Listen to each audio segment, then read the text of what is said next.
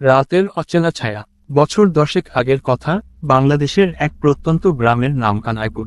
শান্তিপূর্ণ এই গ্রামে মানুষের জীবনযাত্রা ছিল খুবই সাধারণ। কিন্তু গ্রামের এক প্রান্তে ছিল একটি পুরনো বটগাছ, যার চারপাশে একটা ভয়াবহ গল্প প্রচলিত ছিল। গ্রামের বয়স্করা বলতো, ওই গাছ কি অভিশপ্ত। রাতের বেলা সেখানে কেউ গেলে জীবিত ফিরে আসে না। সন্ধ্যার পর কেউ ওই পথ মারাত না। এমনকি দিনের বেলায়ও সেই গাছের পাশে একা কেউ যাওয়ার সাহস করত না। রাকিব নামের এক যুবক শহরে কাজ করত। সে ছিল শিক্ষিত এবং গ্রাম্য কুসংস্কারে বিশ্বাস করত না। একদিন কাজ শেষ করতে করতে দেরি হয়ে যায়, আর বাড়ি ফিরতে সন্ধ্যা পেরিয়ে রাত হয়ে যায়। রাকিবের বাড়ি যেতে হলে তাকে সেই পুরনো বটগাছের পাশ দিয়ে যেতে হতো। গ্রামের মানুষজন তাকে অনেকবার সাবধান করেছিল, কিন্তু রাকিব তাদের কথায় কান দেয়নি। বরং হাসতে হাসতে বলেছিল, সবই গাঁজাখুরি গল্প, মানুষকে ভয় দেখানোর জন্য বানানো হয়েছে। সেই রাতে রাকিব বাড়ির পথে সাইকেল চালিয়ে যাচ্ছিল। রাতটা অন্ধকার ছিল, আকাশে মেঘ জমেছিল, আর বাতাসে একটা অদ্ভুত শীতলতা ছিল। গ্রামে যাওয়ার রাস্তা সম্পূর্ণ ফাঁকা ছিল, শুধু মাঝে মাঝে দূর থেকে কিছু পোকামাকড়ের আওয়াজ শোনা যাচ্ছিল। রাকিব যতই বটগাছের দিকে এগোচ্ছিল, ততই একটা অদ্ভুত শিরশিরে অনুভূতি তার শরীরকে গ্রাস করছিল।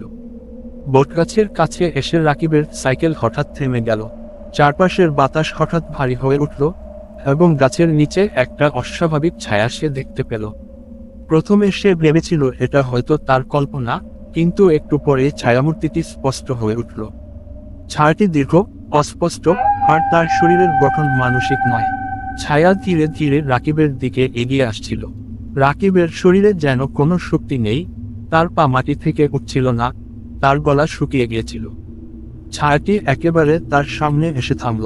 হঠাৎ করে সে শুনতে পেল একটি মৃদু নারীকণ্ঠ, যেন অদূর থেকে ভেসে আসা হাসির শব্দ। নারীকণ্ঠটি বলল, তুমি এখানে কেন এসেছ? আমার শান্তি ভঙ্গ করতে চাও? কণ্ঠটি যেন এক অদ্ভুত শক্তিতে ভরা ছিল, যা শুনে রাকিব ভয় পাথর হয়ে গেল। রাকিব চিৎকার করতে চাইল, কিন্তু তার গলা দিয়ে কোনো শব্দ বের হচ্ছিল না। সে সাইকেল নিয়ে পালাতে চেষ্টা করল, কিন্তু সাইকেলটি যেন মাটিতে আটকে গেছে। ছায়ামূর্তিটি আবার এগিয়ে এলো, আর রাকিবের মনে হলো চারপাশের বাতাস এত ভারী যে সে আর শ্বাস নিতে পারছে না। হঠাৎ করেই সবকিছু থেমে গেল। ছায়াটি মিলিয়ে গেল, আর রাকিব যেন মুক্তি পেল। সাইকেল নিয়ে দ্রুত গ্রামের দিকে ছুটে গেল। বাড়িতে পৌঁছে সে দরজায় কড়া নাড়ল, কিন্তু দরজা খুলতেই সে মাটিতে লুটিয়ে পড়ল। গ্রামের মানুষজন তাকে বাড়ির সামনে অচেতন অবস্থায় পেয়ে ভেতরে নিয়ে গেল। সকালে রাকিবের জ্ঞান ফিরল, কিন্তু সে তখনও ভয় কাঁপছিল। তার কণ্ঠ তখনও কাঁপছিল যখন সে গ্রামের মানুষদের সেই রাতের কথা বলল।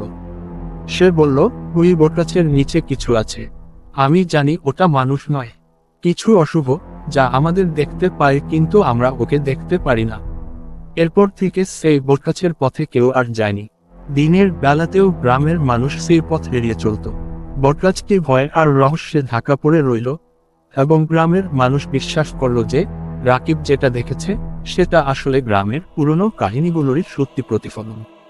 সময় গড়ালেও কানাইপুরের মানুষ এখনো বিশ্বাস করে সেই বটগাছের নিচে কিছু অশুভ শক্তি বাস করে, যাকে বিরক্ত করা মানে নিজের জীবনকে বিপদের মুখে ঠেলে দেওয়া।